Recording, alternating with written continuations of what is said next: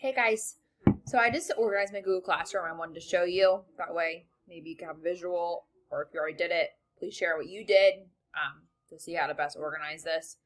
I logged in as one of my students just to see like what it would look like for them. And when they log in, they come to this page. So to kind of get rid of the confusion, I made a background right here that says, please go to our classwork page, because this is just posts and that will be so confusing to them. So I went to classwork. I made a please read first section with directions on what to do. Basically, I said that you need to go to the week 1 schedule. All of the worksheets are under these 2 links here. Please don't turn in any of the worksheets until the last day. And then I have a popular link section. But week 1, so I have the schedule here. Click on it. You need to make sure that you go through and share both of your choice boards with all of your students. Because when I logged in as one of my kids, I wasn't able to access it until I shared it. So this you don't have to share. They can click on it, but the links won't work unless you share that with them.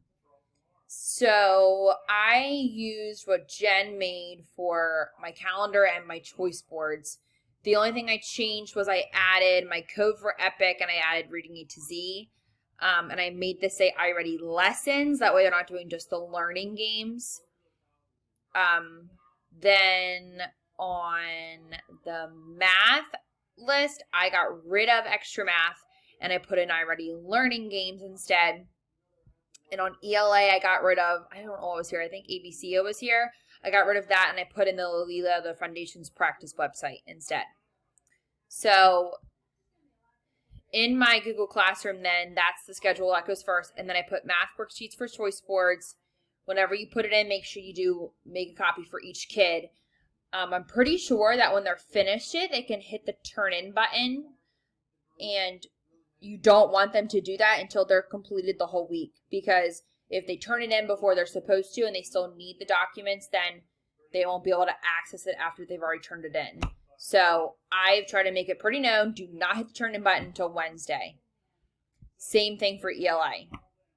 And again, you just need to reshare it with all of your kids. Make a copy for each of them. So I think that's pretty much it. Yeah.